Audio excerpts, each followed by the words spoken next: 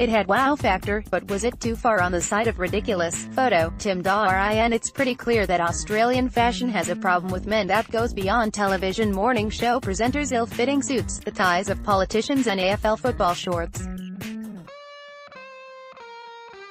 Australian Fashion Week come and went with men barely getting a look in through the mounds of printed Camilla coats, faded florals and borrowed Insta-porn, courtesy of I.Am.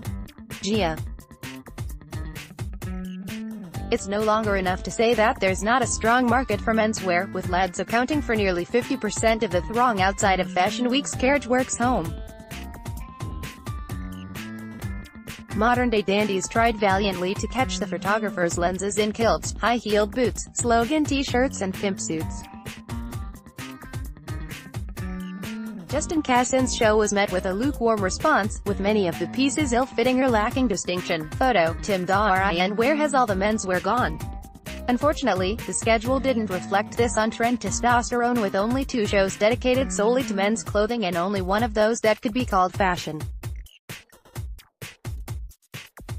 Where were the Australian labels that many men rely on for guidance, such as MJ Bale, Jack Bassett, Patrick Johnston and Brisbane favourite The Cloakroom?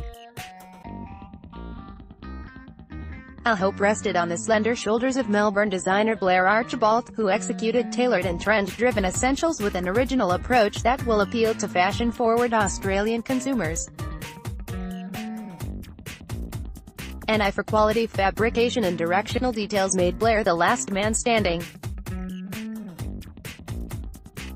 International buyers took notice, and I.Am models representative Aaron Newbill was ready to snap up the collection. "It was worth coming out here to see talent like that," Newbill said. "I'd wear everything from that show." Shots fired. Samus's reactions to other labels on the schedule were more muted. Justin Cassin presented a collection of basics that failed to compete with the headline thirst of influencer and eyebrow enthusiast Josh Houston on the runway. It girl favorite I.Am. punctuated their Tom Ford for Gucci aesthetic of low-slung hipsters and bikini tops to show menswear that was a confusing cross between New Kids on the Block's wardrobe, the later years, and an international male catalog.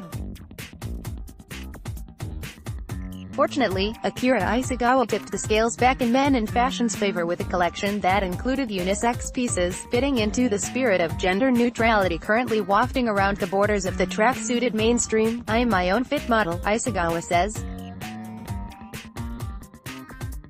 "I wear everything from the collection to see how it moves and feels. So the pieces can be worn by everyone. Not everyone has the cojones to carry off a pink pin-tucked shirt or metallic pleated skirt, so where are the corporate wardrobes for Collins Street professionals or Barangaroo bankers? Salvation from the south? Perhaps it's a Sydney thing, with hope lurking in the far-off wings of Melbourne, with designers such as Chris Ranlin who featured in the Next Gen program. Lin's bold red military coats, slouchy yet slender grey trousers add the right amount of wonder to wearability. Fellow Melburnians, such as streetwear brand Amzender and snappy suit specialists Mandatory, are hopefully the future of Fashion Week, having been nurtured by Virgin Australia Melbourne Fashion Festival's National Designer Award as finalists. It's time for Australian Fashion Week to find a way of opening the door to menswear and men, even those not wearing high-heeled boots.